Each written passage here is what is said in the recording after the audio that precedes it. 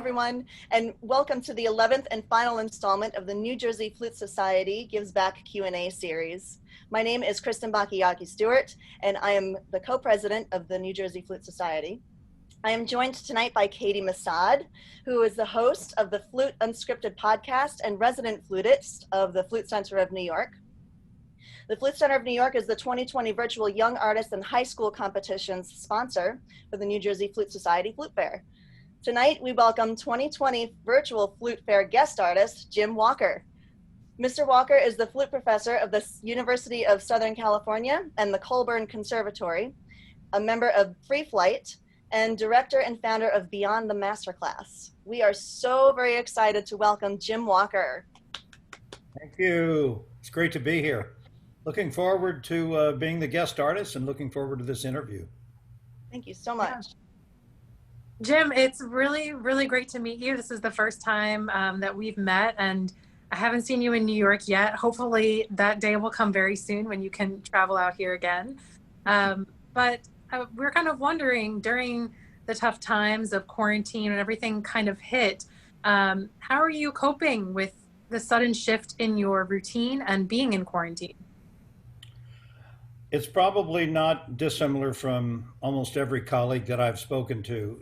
It's a matter of kind of, in some ways, reinventing yourself. I think a lot of us were in some fragmented way prepared for being online. I actually started teaching Skype lessons online 8 or 10 years ago. I didn't do it a lot. I didn't really promote it a lot, but I was at least comfortable with trying to have a successful lesson where I really felt like I could give something to a student. So that wasn't a shocking change. I would say that in general, the main thing that I found is that as a teacher, and as kind of a would-be try to get it together guy, I thought, oh man, I'm gonna have more time now than I've ever had in my life. And I told my students the same thing.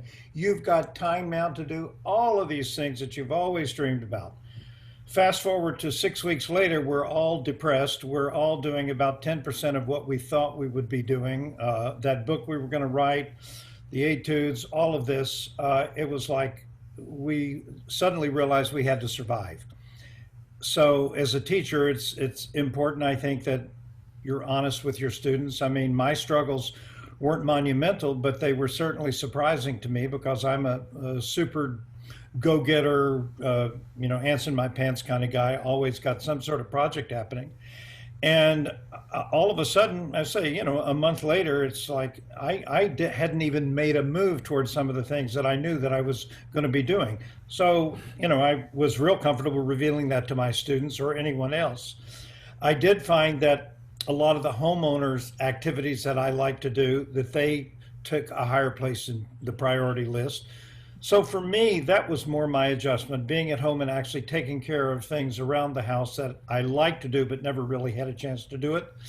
Then the other thing is just trying to deal with the technology to make it more comfortable for my students, to try to get more aware, more alert to what I needed to be doing as a teacher. So it's a very long answer, but I'm still adjusting. I mean, we're talking, 7 or 8 months later? I can't even count that far. Yeah. But every lesson is a new adventure in terms of, is Zoom working? Is the new update happening? What about MF Classrooms? What about audio movers? What about, I heard that there's this gaming software that really has great sound and blah, blah, blah, blah, blah. Anyway, my head is still spinning. That's interesting. You've been doing it, Skype lessons for quite a long time, even before all of this. So what do you think are some main, it makes me wonder, what are some main perks of Skype lessons, and what are some big drawbacks that you're still having, you're still struggling with? I would say the main drawback is not the technology, but the inconsistency of the internet. Yeah. Between students, even from day to day. It's very important that the kids have at least some functioning internet. And then I didn't even mention the time zone issues, because a lot of my students are still in Asia. Some of them have been in Europe, and to try to get all of that, that's one heck of a big challenge. But probably just in terms of navigating an online lesson, I feel like there are many things that actually reveal themselves as well as an in-person situation. One is unless the internet is horrible, you can actually tell about suspicious rhythm, especially wrong rhythm. Not so much slowing down and speeding up, but if someone's playing triplets and they should be playing 16ths, you can hear that. You can hear intonation pretty well. You can almost hear dynamics well. Dynamics are the biggest area where you can't really tell what you hear in a live setting. You certainly can tell what's going on with the student's vibrato. And to me, that's one of my main keys in teaching. So as a teacher, having done it now, hundreds of hours, it feels like, I know what my limitations are, and I have found that the most effective way to teach the lessons is for a student to submit at least half of the lesson material in a recording, in a pre-recorded either audio or video. And in fact, I'll be carrying that forward to when I resume live teaching. I found that probably a third of my students who did active recording to submit things for either a studio class or a lesson, that their playing actually went up. Their level of consistency, their level of execution definitely hit a higher level. So whenever this does change back to the good old days, I'm going to have every student have submitted some recording to me so that we're sitting there together, listening, watching that recording, starting and stopping. I feel like it's really the next level of good teaching. I feel the same way, definitely. Yeah. And when things are back to normal someday, what will you take with you from these past few months? Well, certainly the recording. That's going to be I've always preached that the recorder is your best teacher, but now it's just there in my face. So that may be the number one thing. I would say also, don't count your chickens before they're hatched. I mean, we could be doing this for another year. I mean, we just don't know. The world and our country in particular don't seem prepared to really deal with this in a way that we have some insight about going forward. I mean, I would not be shocked that both USC and Coburn were remote for the whole year. Nobody said that, but I'm telling you, I would not be shocked. Yeah. Oh, I certainly hope not.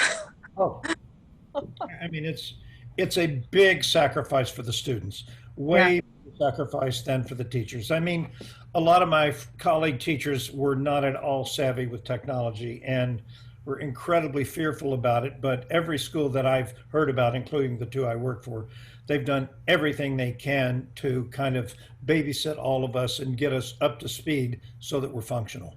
That's great. You were talking about doing some projects around the house. So do you have any old hobbies, any new hobbies that you've picked up? Oh, I'm the king of jack of all trades and almost a master of a couple. I'm a tool collector. I used to repair flutes. I had a whole bunch of heavy tools, woodworking tools, so I almost cut off this third finger. But so my wife said, we're getting rid of the radio alarm, so I just love. My dad was a band director, but he was a first-class carpenter. He built like virtually every piece of furniture in their home, and he and I did a couple of woodworking projects when we first moved here. So I love just going to my cave, and that's this little shed I have in the side of the house. I'll just go and maybe sharpen some knives. That's fun. You know, our garden's looking better than it used to. Yeah. In terms of hobbies, I mean, I'm a total sports junkie. So my golf game has definitely gotten better in the last 6 months. Nice. I do try to play tennis at least once every week or so. So those are pretty much my hobbies. I think that gets it.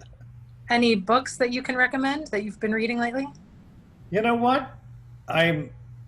It's so interesting. I am not much of a reader. And I cannot justify it, except I never will forget. When I first moved to LA, I heard an interview with a pretty well-known comedian. It was on the Tonight Show, and Johnny Carson said, "So what books are you reading lately?" So, well, John, I'm not really much of a reader. I want to be the guy that they write books about. So I love that. So that's my excuse. However, I have three children, older son and the daughter and the son. The two boys are voracious readers, absolutely voracious readers. And my youngest son is a writer. He's a writer on a comedy show. And Cool. my daughter, in the meantime, she and I are the kind of the non-readers. Yeah. I like that though. You want people to write books about you. I'm sure that they will. All right, so we're going to change gears a little bit here. I wanted to mention that Burkert Flutes and Piccolos is sponsoring you for our virtual flute fair on October 18th. And as a Burkert artist, it must have been a really proud moment for you since Lillian Burkert had studied with you. And we learned that because she also did a Q&A with us. So we were fascinated with that. Please tell us how you came to be a Burkert artist. I'll try not to give you the 30-minute story, but a lot of people know I was a Yamaha performing artist for 25 years. I had a great relationship with that company. They're very, very supportive of any educational effort that I made. And in particular, their student model flutes were just off the charts. I felt like they were the most consistent things. And I had a good pro level flute that I played for 25 years.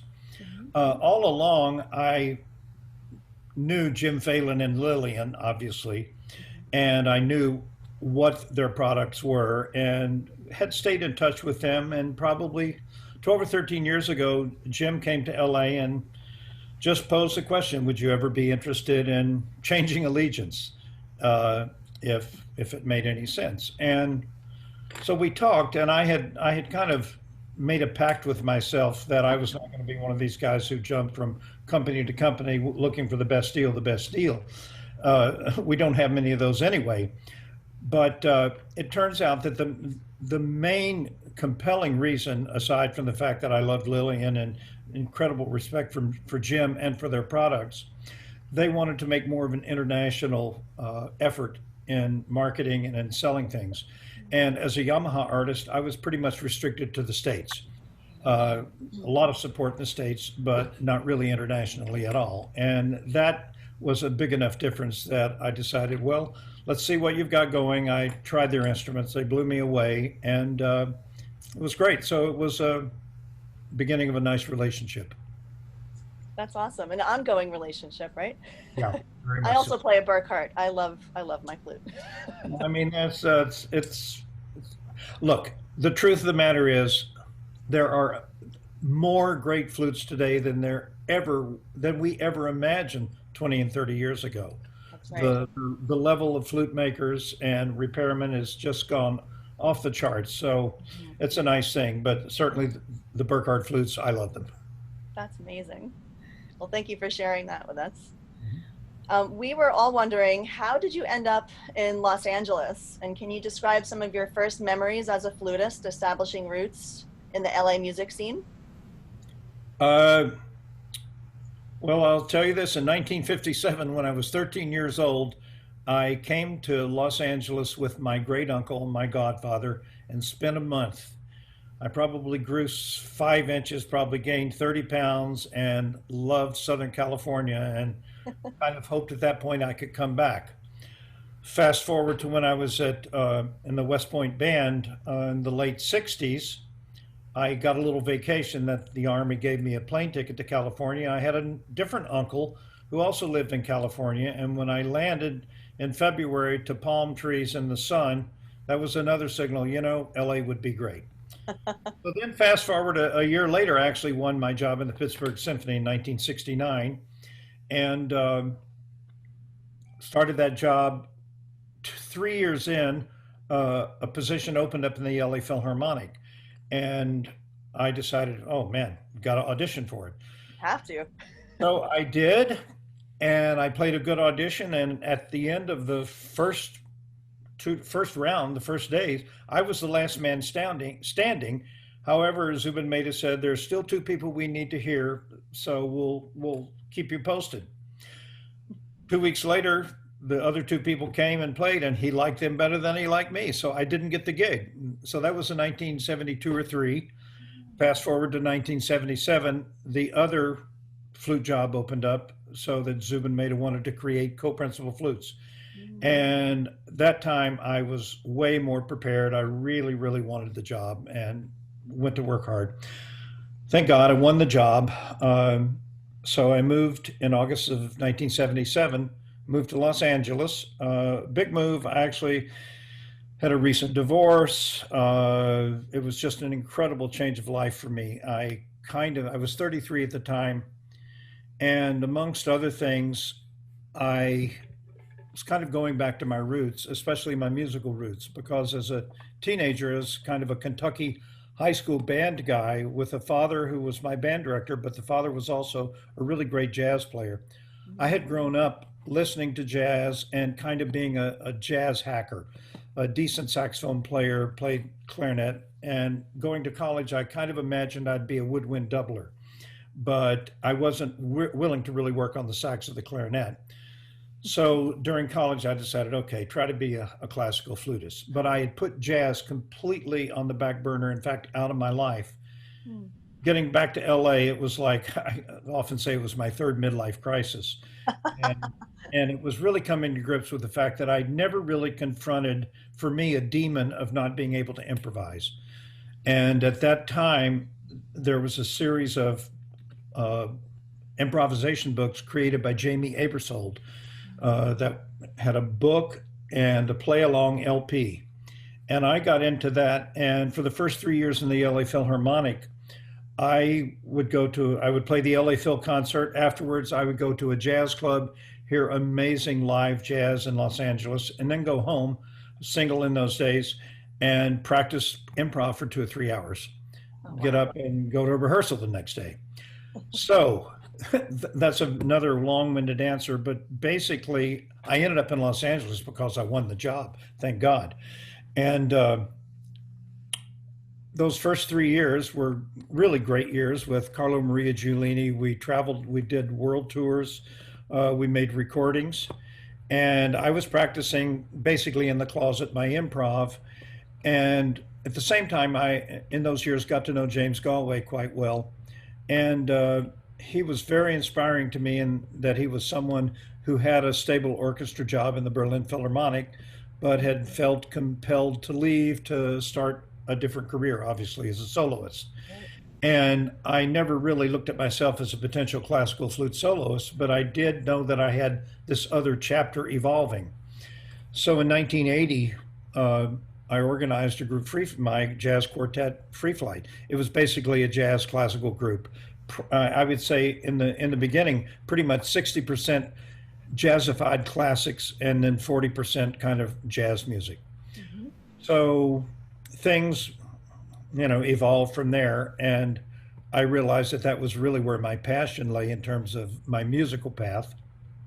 I really worked hard in those days just to memorize a lot of really difficult jazz music, a lot of difficult chord changes, all of that stuff. So I was really inspired as a musician to try to get to another level. I, obviously kept up my classical chops enough to be a decent orchestral player and the occasional concerto here and there. But I really loved the cohesiveness and the fireworks that I could have in a quartet. And that very often we would play a concert, and at the end of the concert, people stood up. They applauded. It was like, whoa, they're doing that for the four of us. That felt pretty cool. So I got way, way off track on the answer, but coming to Los Angeles was an absolute dream come true for me. I was as I said, a kind of a frustrated athlete all my life, loving warm weather sports. So even in Pittsburgh, I played golf whenever the weather permitted, but there was a core of about 7 or 8 of us in the Pittsburgh Symphony who played tennis throughout the whole year in tennis bubbles. Oh, wow. That kind of helped us have our little moments of sanity. So it was, yeah, like you said, it was a dream come true. And it really was. For many years you've been there. So that's fabulous. It's so good to hear people, getting what they really truly want and are able to live in a place where they love, and you're able to do your sports that you like to do, and that's all year round. That's amazing. It's crazy. I mean, I definitely I don't want to get gooey about it, but a day does not go by that I don't just kiss the earth and say thanks for, the way things fell into place for me. I've worked very hard at the right times, tried to be a good person, but I've been blessed with a really wonderful life. Yeah, it's important to have that gratitude. That's great. And what do you feel are some ways that the jazz side of your career has benefited your teaching and classical playing? I think the main thing is that most of us as strict classical flutists rarely get deeply into harmony. We rarely do much analysis so that we really kind of know what the scope of a composition is. That we're pretty much single line players. We learn to really do that well. We often learn how to fit it well with an accompaniment, but in terms of kind of knowing where the harmonies are, what they are, that certainly helped me in my own playing. And as a teacher, I feel like one of the keys to learning the hieroglyphics of notation is that one has to be able to look at a group of notes and to be able to see those as a single idea. That is a chromatic scale. That is a C major triad. That is a D dominant seventh. Beyond that, there are some very, very big words about many of the harmonies that we see. And the more I worked on my jazz, the more I could see these secondary, tertiary dominants and all sorts of crazy chord changes and permutations and alterations, which certainly helped me grow on the confidence department as being someone who knew more than I used to. But in terms of especially playing etudes, the standard etudes, I really push my students to analyze those rather than just to play them to the point that they kind of have them from memory and they know that this pattern feels like this. But they need to know it's a D half diminished seventh. Come on. If I asked you to play a G half diminished seventh, could you do that? What? What is that? Yeah, that's so important, I think. Really, Yeah. And I was going to ask you another facet of your playing that a lot of people are familiar with are movie scores. So we're wondering what film scores are some of your favorites that you've played on, and do you have any stories, favorite stories or anecdotes about playing in these orchestras and the studio recording setting? yeah, I mean, I could tell you a lot of stories. My memory still holds quite a few of them. I would say this, my first gig in the studios was as a substitute on the Little House on the Prairie back in probably 1978 or 79. And I got called in to substitute for Louise DiTullio, who was absolutely the queen of the studios for decades, a wonderful flutist and just always delivered the goods, and a very lovely woman who was very nice to me when I left the orchestra in 1985 and kind of officially became more of a studio player. She was always very gracious, whereas not necessarily everybody would be when, someone comes in potentially to take your work away. But I'll always have the deepest respect for the way you treated me. It's a tough scene to break into even these days. Oh. Yeah. I mean, when I first came to LA, I would get, let's say, by the early 80s, when I was starting to do session work, I would get questions whenever I do master classes. Like, I want to do that. What should I do? I'd say, well, you probably need to move to Los Angeles at that point. It's still the big city for doing it. And you need to give yourself at least 5 years before you ever scratch the surface of getting a real gig. Yeah. That changed to 15 years, at least 10 to 15 years ago, because the pot did not get larger, but the pool of flute players is enormous, of people who are really good players. And the whole break-in scenario for me, I basically had a ticket because I had credibility as principal flute of the LA Phil. So that first sub job that I got came because, in fact, you might know Glenn Dicterow was the former concertmaster of the New York Philharmonic. His father, Harold Dicterow, was in the LA Phil, and Harold and 2 or 3 of the other older string players used to do some sessions, and especially for a composer named David Rose, who did Bonanza, Little House on the Prairie, and all of the Michael Landon television shows of the 70s and 80s. And David asked Harold Dicterow, tell me about this new flute player in the LA Phil. Do you think we should give him a shot? And supposedly Harold said, yeah, he's a good player. I think he'd be good. And I did get a call to come substitute, and I didn't blow it, basically. But I didn't have to stay in the trenches for 2 or 3 years playing free rehearsals, doing every possible gig under the sun to start building a network that didn't exist before I moved to town. So the LA Phil was not so much a network, but it gave me credibility, because if you got that job, you at least played well enough in one day to win a job. So I enjoyed it from the beginning. I especially enjoyed the money. And in the words of one of my friends, the session work is, there are 2 great days: the day that you get a call and the day that you get the check. And the other quote a lot of us have said, studios are, 90% boring, 10% sheer terror. And one other quote from one of my all-time buddies said, Jimmy, it's grand larceny, I'm telling you. Now, that was the good old days when you might do 3 movie calls in a day, or like one unforgettable session was with Barbra Streisand on the movie called The Prince of Tides. I love that movie. It was a good movie. And James Newton Howard was the composer of that, a wonderful composer. And at the time, he was actually dating Barbara. So after we had done the scoring for the whole week, they set up a vocal recording session, not a film scoring session, for her to sing the lead for the movie, the song. So here we are, we finished the session at 5 or 6, and then we came back at 8 o'clock and to do this song. And the orchestra gathers, we've got our headphones on, the single can generally. Barbara is back in the booth, and I'd never heard her live. We read through the piece and we hear her voice, and it's just like, oh, no wonder she's Barbra Streisand. It's amazing.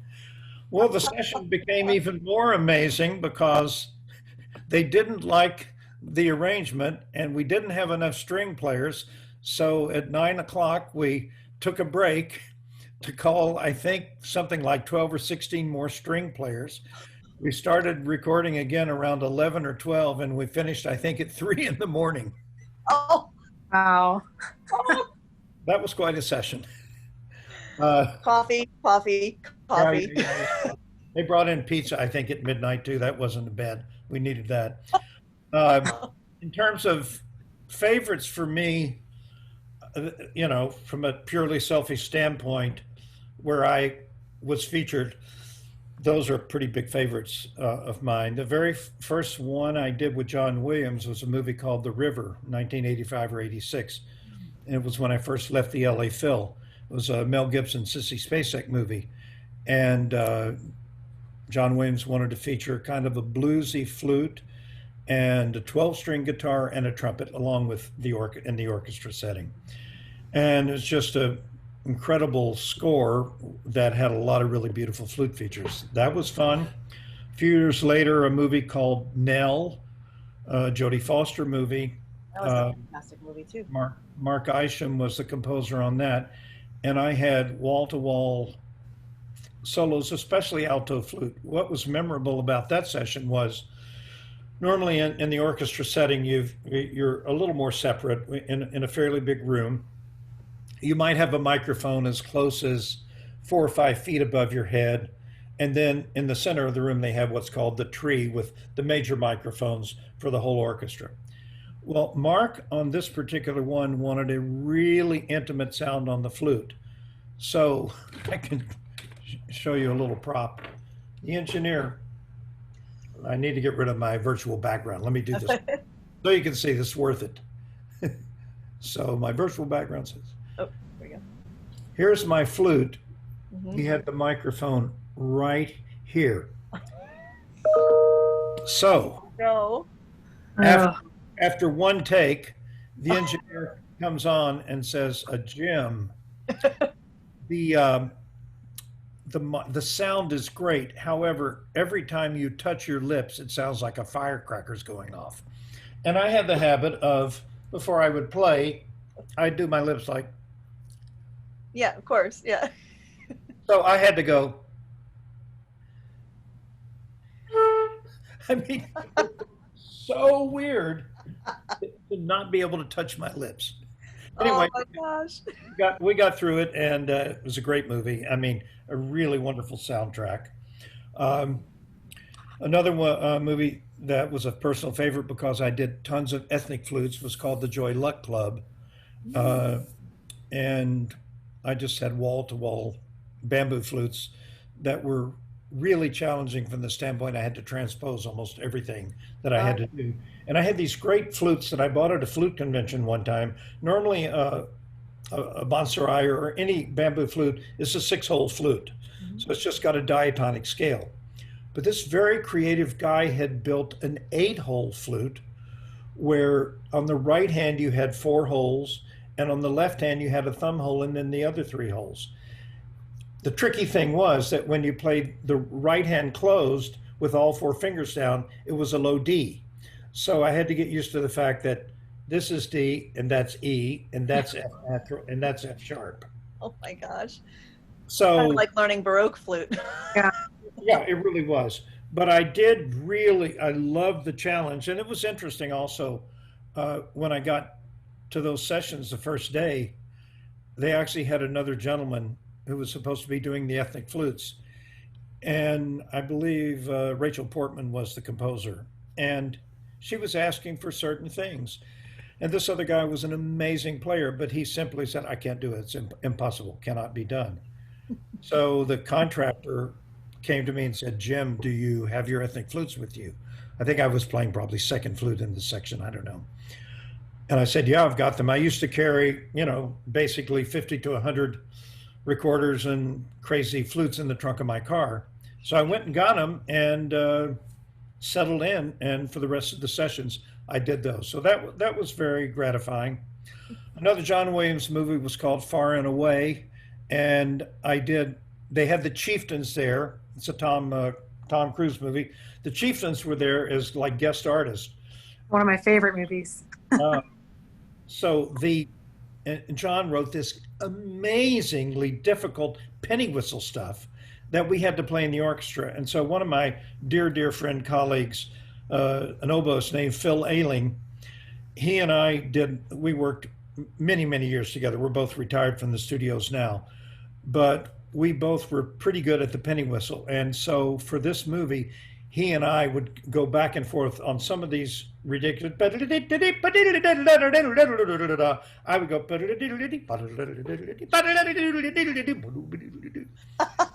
And that's so much fun. That was really a lot of fun.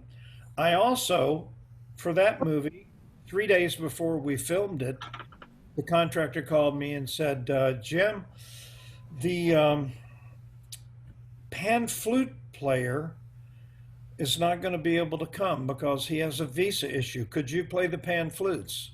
And I was like, oh my God. All right. I own pan flutes. I will agree to do it if you'll put me in isolation so that anything that I record will not destroy what the orchestra is doing.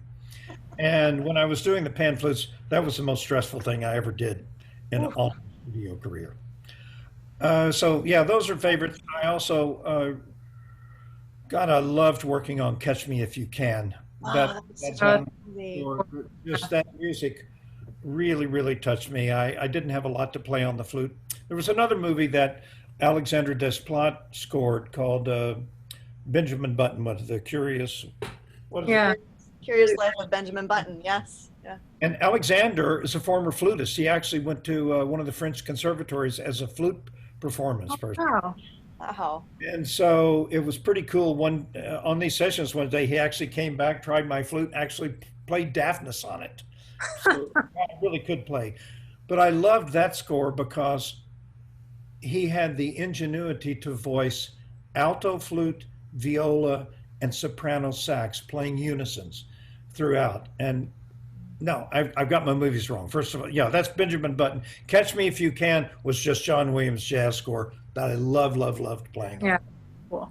So yeah, I could name a bunch of other movies, other crazy things that happened in the studios. At least on 4 or 5 occasions, I had to go someplace quickly afterwards. I walked out of the studio with my flute still sitting on the peg. And I would get a phone call later, oh, Jim, there's a flute in the studio here. Anyway, I survived it all. Well, we've covered a lot of your successes and your accomplishments, a lot of the highs. Can you share some of the low moments, maybe some struggles that you had to face in the past, and how you think, this future generation of flutists, if they're facing some of the same struggles that you have, or if you think that things are a little bit different for them now? Things are radically different, but the one thing that I'll have to preach the rest of my life is that the life of an artist is all about learning to deal with rejection. No matter what area you're in, you're going to be rejected way more than you're going to be accepted. And it doesn't mean you're not a genius, brilliant musician, artist, or whatever. But you've got to understand that it's not just a matter, it wasn't your day. You could have had the best day of your life, and it just wasn't what they were looking for. So I don't know that I'm really successful in the message that's worked for me, but a lot of my, let's say, a lot of my willingness to be rather spread thin and to have a lot of different irons in the fire is a protective mechanism. And a lot of it occurred just as a kid when I didn't grow up with very much. The fact that I could earn 50 cents an hour working on a farm, and at the end of a week, I might get an $11 check, that was thrilling to me. So that has always been kind of a bedrock with me, so that I've always taught. While I was in college, I taught a lot of lessons. I started doing flute repairs when I was in college. In high school, I worked as a disc jockey on a radio station. During Christmas, would wrap gifts at a department store. And I've always had a willingness to do almost anything in order not to starve. And the standing joke between me and my wife is that, in her words, if it all goes to hell in a handbasket, I know you'll be at the 7-Eleven pumping gas and selling whatever. And I would. And having that safety net that's always there for me, it's really been helpful. I've told a lot of my colleagues over the years, I didn't feel safe unless I really had like 4 jobs going at once.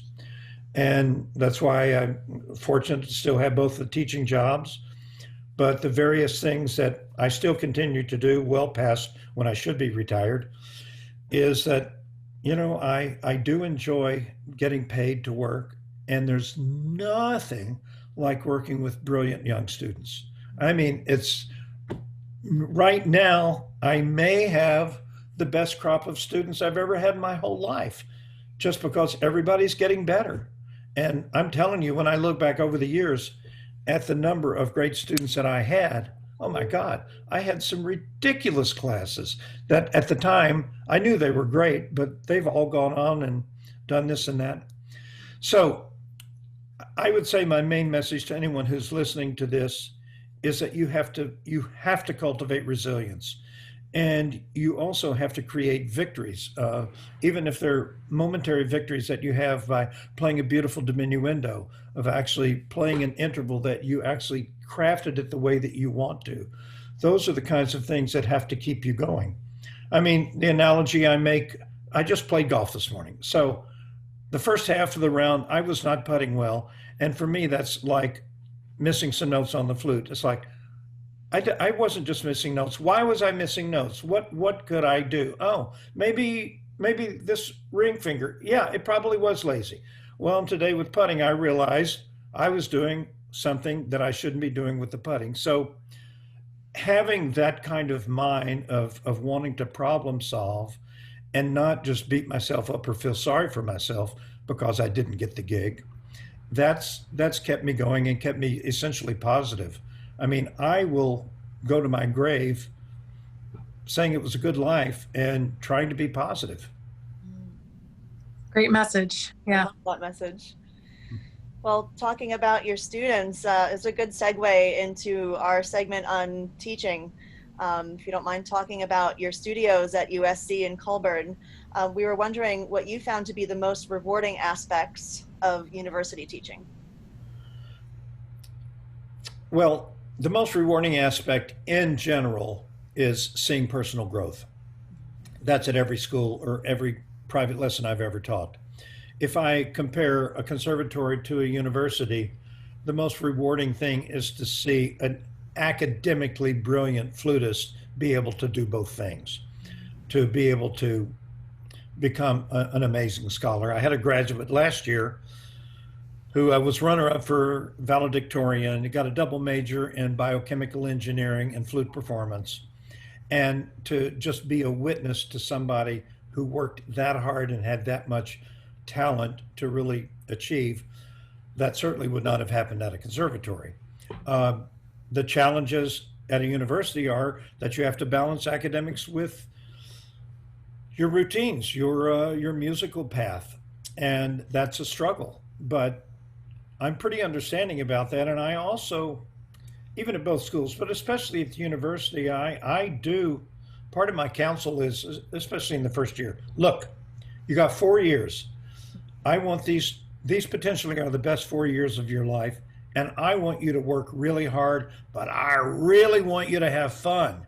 I want you to enjoy being away from home. I want to see you grow up. I want to see you learn to be socially viable in whatever situations you find yourself. Colburn's a little bit different, as are most conservatories, because it's way smaller, way more narrow, and I still have that same kind of goal. So I push my students, get out of that residential tower, go down to Little Tokyo, eat some sushi, have a getaway, maybe even try to make a friend outside of Colburn. That's great. And what do you listen for when you audition students for your studios? I would say I look at myself very much like going back to the sports junkie stuff, as an NCAA coach of some sort, where I'm trying to identify talent, overall talent.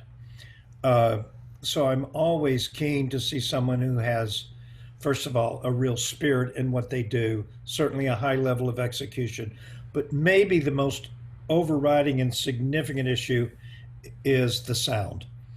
If someone makes a sound, even in the warm-up, and I always encourage my students to or anyone who's auditioning for me, get comfortable, play a couple of notes. I always have an idea about what might be coming from that warm-up. And I can tell you, I've actually accepted a couple of students over the last 30 years based on their warm-up, because I knew that they had something in the sound that I was just really looking forward to seeing where that could go. So I'm looking for, a coach is looking for the best athlete, not necessarily the best free throw shooter or best kicker of the ball, looking for the best athlete. I'm looking for the best possible musician, but if they've got a good sound, big deal. Mm-hmm. Yeah, that's really true. What inspired you to start your Beyond the Masterclass series? It's interesting. I was just, we're purging a bunch of old stuff, and my major teacher was Harold Bennett in the Metropolitan Opera, and back in those days, he and Julius Baker and Sam Barron were kind of the big teachers in New York, Tom Neifinger to some degree. And I went with Bennett because he was highly recommended by someone who had studied with him, and I actually didn't feel like I was in the league to study with Julius Baker. But why am I going off on this tangent? What did you ask me? I just asked you what inspired you to start your Beyond the Masterclass series. Yes. So I'm purging all of this stuff, and there I find a brochure for Julius Baker's masterclass that somehow I had met him, I think, when I did the tour, I played first flute in the New York Philharmonic, substituting for him in 1982. And I think my wife at the time, Judy, and I went to visit them in their home in Brewster, and he gave me this brochure. And he had this beautiful quote to me on, you know, flowery, all of this stuff. Anyway, he was legendary for having this summer camp every year. And it was always in the back of my mind that I would do that at some point. And 13 years ago, one of my students at the time, Greg Millerin, who's now the associate principal flute of the Minneapolis Symphony, he was my student at Coburn. Actually, he'd already graduated, but was still in LA. And I said, how about helping me organize a master class? And we came up with the title Beyond the Master Class. And I definitely wanted to do a few unique things, to get into a few different things. Since, you know, I did the movies, I generally tried to include a little component of that, the improvisation, especially mock auditions for orchestra. So it's evolved over the years, but it was basically wanting to jump on that train of summer flute classes and do it my way. It's exciting when you're able to do that. Yeah. You were just mentioning Harold Bennett. You studied with James Pellerate as well.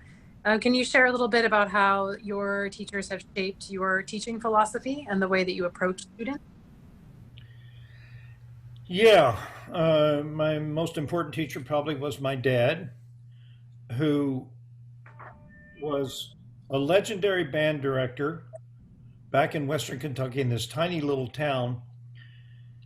And he was 100% honest with every student all the time about whether it was good or whether it wasn't good. He was never really intentionally unkind to a student. He would say the occasional sarcastic thing that students to this day will tell me, you remember what your dad said to me? Oh my God, I couldn't believe it. Anyway, that affected me a lot about the honesty of you need to share with your students what you're hearing.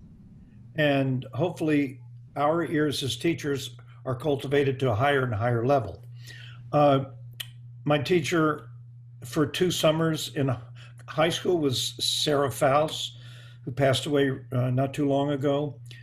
I had her for 2-3 week sessions. I would say she was great for me because I was kind of the hot Western Kentucky band kid who actually didn't know what I was doing. And she was really gracious not to just completely burst my bubble. And she kind of gave me a nice wake-up call in as nice a way as could happen. Then my college flute teacher was Francis Fuge, and he was perfect for me because I didn't know what I was doing. I was a good flute player, but I was playing saxophone in a rock and roll band every weekend. I would come in for a Saturday flute lesson. My lip would be swollen. I couldn't make a sound. He was very cool about that. And basically, he guided me through the morass that I created for myself. It worked because at least by my senior year, I got to become a member of the Louisville Orchestra where he was the principal flutist. So I learned be nice to your students from him. And in my senior year is when I took 4 lessons from James Pellerate. And those were shocking in a way that he really hit me hard with some embouchure things, which I know he was right about, but I was looking at that point to really be encouraged to go to school, study with him. And I didn't get that. And in fact, I was pretty devastated by the fact that I didn't get the encouragement that I thought I deserved. Well, he was being true to himself. I mean, he always called a spade with his students. So the fact that he actually taught me how not to press in so hard was a great thing. In terms of what I learned from him teaching, I learned not to do what he did to me. And so, as a matter of fact, I never want to say anything to a student that sets them back, but I always want to be 100% honest. I had 2 or 3 lessons with Claude Monteux, incredibly important lessons in that one of them was when I was 19 and trying to decide how serious I would be about being a woodwind doubler. He said, Jim, I've never heard a saxophone player be a great classical flute player. That's what I think. And that devastated me, but he was right. But when I got to LA, I did actually hear saxophone players who were good classical flutists. So then you get to Harold Bennett, and he was just the right guy at the right time. He was playing the flute incredibly well. I think it was probably in his mid 60s.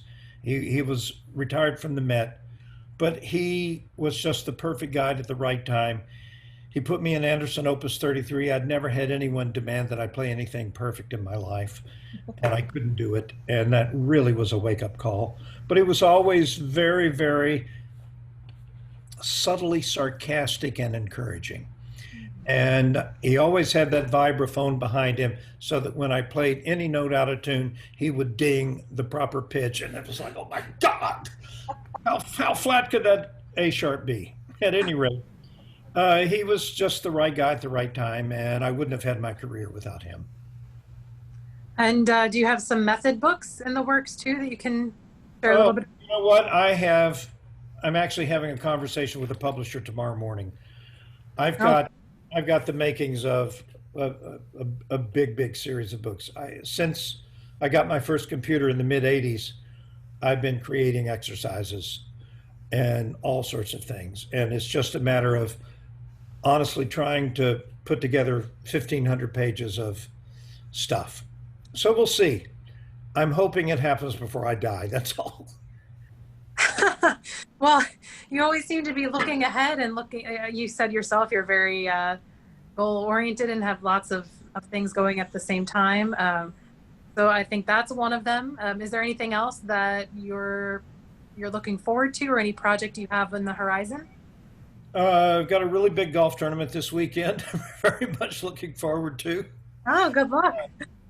I'm actually considering doing some live flute and piano jazz broadcasts in the coming months with the two pianists that I've worked with over the years. We can do it socially distanced in my living room. And I haven't even talked to either of them about it, but I think it's time. The truth of the matter is, I still consider myself a really good teacher of the classical flute. My ability to do on the flute what I know I should be doing, especially in the sound department, is diminished. I mean, I'm 76 years old. It's not as good as it should be. It's pretty good, but I'm probably getting close to the point that I'm not going to play a lot of classical recitals anymore because it's just not up to the standard. And one of the reasons I left the studios 13 years ago was that there's an incredibly high standard that I do not want to be remembered as going on the downhill. When it comes to playing jazz or doing those kinds of tunes, those limited skills don't show up. So that's probably going to be more and more my direction, although my teaching will always be 98% the classical flute. Sure. Fantastic. Well, I look forward to that. So I hope that happens. I'll make it happen. I've just got to make it happen. That's all. Yeah. You will. I can tell. Well, Jim, thank you so much for sharing your evening with us. I know that our community will be so happy to hear about your life and work and all your stories. Thank you to our viewers for tuning in, and we hope to see you at our virtual flute fair on Sunday, October 18th. Please come and visit our exhibitors and sponsors, the Flute Center of New York, Flute Perfection, Flute Pro Shop, Burkert Flutes and Piccolos, and William Haynes Flute and Company. We have a wonderful day in store for you. And if you would like to take a sneak peek at the events for the day, please visit www.newjerseyflutefair.org. Thank you again to Jim and Caity, and have a great night.